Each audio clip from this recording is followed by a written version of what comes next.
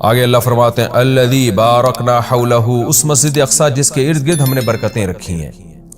ارد گرد چونکہ سرزمین شام ہے تو اس میں اللہ نے برکتیں رکھی، دنیاوی برکتیں بھی رکھی ہیں اور روحانی برکتیں بھی۔ روحانی برکتیں یہ ہیں کہ جتنے پیغمبر اس سرزمین میں آئے کسی دوسری زمین میں نہیں آئے، اور جتنے پیغمبروں کی وہاں قبریں ہیں سرزمین شام میں اور بیت المقدس میں، اتنی قبریں پیغمبروں کی کہیں نہیں ہیں، کسی اور جگہ پہ اتنی قبریں نہیں ہیں۔ اور دنیاوی برکتیں کیا ہیں کہ وہاں کی پیداوار، وہاں کی ہوا وہ بہت صحت کے لیے مفید ہے۔ انار، وہاں کا زیتون، وہاں کی انجیر، یہ سارے ایسے برکت والے پھل اللہ وہاں پیدا کرتا ہے، اور بہت وافر مقدار میں۔ میں ترکی کے میں شام کے بارڈر تک گیا ہوں۔ پہلے تو شام کا علاقہ بہت وسیع تھا، تو یہ تو اب جو شام ہے یہ تو تھوڑا سا رہ گیا ہے۔ نبی صلی اللہ علیہ وسلم کے دور کا جو شام ہے وہ تو بہت وسیع رقبہ تھا۔ تو وہ ترکی کے بارڈر پہ جب آپ جاتے ہیں اور شام کی سرزمین ملتی ہے تو آپ کو اندازہ ہوتا ہے وہاں کی ہوا میں ایک خاص قسم کی ایک محسوس ہوتا ہے انسان کو اپنی صحت، اور ایک خاص قسم کی خوشبو محسوس ہوتی ہے۔ اور زیتون بہت کثرت سے پیدا ہوتا ہے، انجیر بہت کثرت سے پیدا ہوتا ہے، انار بہت کثرت سے پیدا ہوتا ہے۔ وہاں کے لوگوں کی صحتیں، ان کے چہروں کی فریشنس وہ صاف بتا رہی ہوتی ہے کہ اللہ نے زمین میں جسمانی برکتیں بھی بہت زیادہ رکھی ہیں۔ اور علماء نے لکھا ہے کہ اللہ نے جب یہ بتایا نا کہ مسجد اقصی کے ارد گرد برکتیں، تو اس سے خود بخود یہ ثابت ہوتا ہے کہ جس مسجد کے مبارک ہونے کی وجہ سے اس کے ارد گرد اتنی برکتیں، تو خود اس مسجد میں کتنی برکتیں ہوں گی۔ تو وہ مسجد بہت زیادہ برکت والی ہے۔ تبھی حدیث میں آتا ہے کہ جو مسجد حرام میں نماز پڑھتا ہے اسے 1,00,000 نمازوں کا ثواب ملتا ہے، اور جو مسجد اقصی اور مسجد نبوی میں نماز پڑھتا ہے اسے 1,000، اور بعض روایات میں آتا ہے مسجد اقصی میں 50,000 اور مسجد نبوی میں 1,000۔ اور یہ بھی رسول اللہ صلی اللہ علیہ وسلم کی صحیح حدیث ہے، لا تشد الرحال الا الى 3 مساجد، کہ سفر کیا جائے گا صرف 3 مسجدوں کی طرف۔ کیا مطلب؟ وہ سفر جو بنیت عبادت ہو، بنیت عبادت یعنی 3 مسجدیں ایسی ہیں جن کی طرف سفر کر کے ان مسجدوں کی زیارت کرنا ہی عبادت ہے۔ ویسے تو کوئی بھی مسجد ہو آپ ویسے دیکھنے کے لیے چلے جائیں، اس کو سفر کر کے بھی انسان جا سکتا ہے ویسے ہی دیکھنے کے لیے، بھئی مسجد کیسی بنی ہے، خوبصورت ہے یا نہیں، لیکن علی وجہ تقرب، یعنی وہ سفر جو بطور عبادت کے ہوگا۔ ان میں صرف 3 مسجدیں ایسی ہیں جن کی طرف زیارت کے لیے سے جانا ہی بذات خود شریعت میں مقصود ہے اور ایک عبادت ہے، اور ان میں جا کے نماز پڑھنے کی اضافی بہت زیادہ فضیلت ہے۔ تو وہ 3 مسجدیں آپ نے فرمایا، ایک مسجد حرام، ایک مسجد اقصی اور ایک مسجد نبوی۔ تبھی مسلمان جب تک مسجد اقصی آزاد نہیں تھی تو مسلمان مسجد اقصی بھی سفر کر کے جایا کرتے تھے، مسجد حرام بھی، اور مسجد نبوی تک تو الحمدللہ اب بھی جاتے ہیں۔ اور اللہ سے ہم دعا کرتے ہیں کہ اللہ تعالیٰ مسجد اقصی کو دوبارہ آزاد کرائے تاکہ ہمیں بھی وہاں جا کے نماز نصیب ہو اور مسجد اقصی کی ہمیں بھی زیارت نصیب ہو۔ یہ ہر مسلمان کی تمنا ہے، اور بہت سے لوگوں کو اللہ نے یہ توفیق دی ہے، وہاں جاتے ہیں، اور بہت سے لوگ اس زیارت سے محروم ہیں۔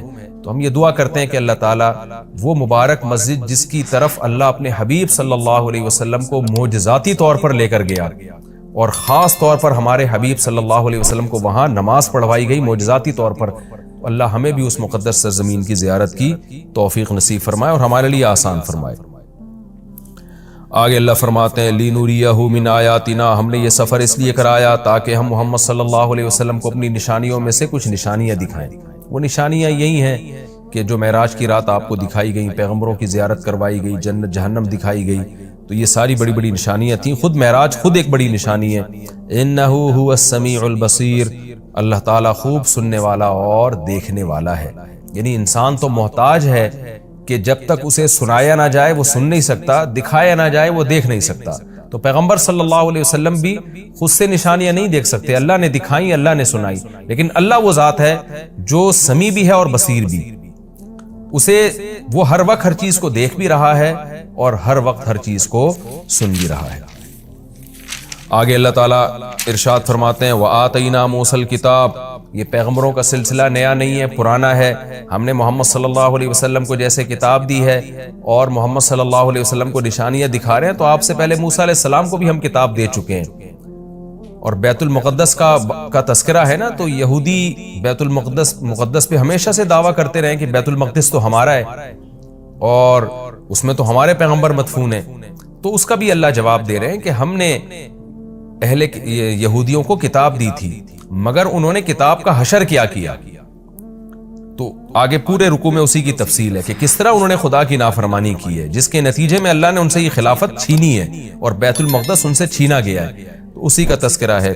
وَآتَيْنَا مُوسَى الْكِتَابَ، ہم نے موسیٰ کو کتاب دی، وَجَعَلْنَاهُ هُدًى، اور ہم نے ہدایت بنایا تھا اس کتاب کو، لِبَنِي اسرائیل، بنی اسرائیل کے لیے، اللہ تتخذوا من دونی وکیلا، اور ان سے کہا تھا میرے سوا کسی کو کارساز نہ بنانا، اللہ ہی سے دوستی لگانا، اللہ ہی کو اپنا وکیل یعنی کارساز سمجھنا کہ اللہ ہی تمہارے کام بنائے گا بگاڑے گا، لہذا اللہ ہی سے بنا کے رکھنا ہے۔ وکیل کہتے ہیں جو آپ کے کام بنانے والا ہوتا ہے۔ تو جب اللہ پہ اعتماد اور توکل کرو گے، اللہ ہی کو کارساز سمجھو گے، تو اس پہ ظاہر ہے اس کی اطاعت بھی کرو گے نا، مگر یہودیوں نے ایسا نہیں کیا۔ آگے اللہ خطاب کرتے ہیں ذریۃ من حملنا مع نوح، اے وہ لوگو جن کو ہم نے نوح کے ساتھ سوار کیا تھا، اے ان کی ذریت، یعنی اللہ تعالی ہم سب سے، پوری انسانیت سے خطاب کر رہے ہیں کہ تم وہ لوگ ہو جن کو ہم نے نوح کے ساتھ کشتی میں سوار کیا تھا، ان کی اولادیں ہو تم۔ نوح علیہ السلام کے ساتھ کشتی میں بہت سے لوگ سوار ہوئے تھے، ان میں نوح علیہ السلام کے 3 بیٹے بھی تھے، حام، سام اور یافس، جن کا نام بیان کیا جاتا ہے۔ تو باقی ساری نسل انسانیت کی انہی 3 بیٹوں سے چلی ہے۔ تو وہ چونکہ کشتی میں نوح علیہ السلام کے ساتھ سوار تھے، اس لیے اللہ نے کہا کہ تم اے انسانوں، تم ان کی نسلیں ہو جن کو نوح علیہ السلام کے ساتھ ہم نے کشتی میں سوار کیا تھا، جو ان کے 3 بیٹے تھے۔ تو گویا اللہ کا بہت بڑا احسان ہے کہ تمہارے جو باپ دادے تھے نا، نوح علیہ السلام اور ان کے 3 بیٹے، وہ تو شکر گزار بندے تھے، جن کے شکر گزاری کی وجہ سے پوری انسانیت کو تباہ کر کے ہم نے چند لوگوں کو کشتی میں سوار کیا تھا، آگے تم انہی کی نسلیں ہو۔ اگر وہ شکر گزار نہ ہوتے تو تمہیں بھی زندگی اور حیات نہ ملتی، اس لیے آگے فرمایا انہ کان عبدا شکورا، نوح تو اللہ کے شکر گزار بندے تھے، تو تم انہی کی اولاد ہو جن کو ہم نے کشتی میں سوار کیا۔ تو گویا کشتی میں سوار کرنے والوں پر بھی ہم نے احسان کیا اور تم پر بھی ہم نے احسان کیا، کیونکہ اگر ان کو ہم کشتی میں سوار نہ کرتے اور طوفان میں غرق کر دیتے تو تم بھی پیدا نہ ہوتے۔ تو اللہ تعالی ہمیں ترغیب دے رہے ہیں کہ تمہارے باپ شکر گزار تھے، جن کی وجہ سے ان کو اور ان کے بیٹوں کو میں نے کشتی میں سوار کر کے بچایا، تو انہی کی وجہ سے میں نے تمہیں بھی بچایا۔ تو اے ان لوگوں کی ذریت، اے ان لوگوں کی نسلوں جن کو میں نے نوح کے ساتھ کشتی میں سوار کیا تھا، نوح شکر گزار آدمی تھے۔ تو کیا مطلب، تم بھی میری ان آیات کو غور سے سنو اور تم بھی شکر گزار بنو۔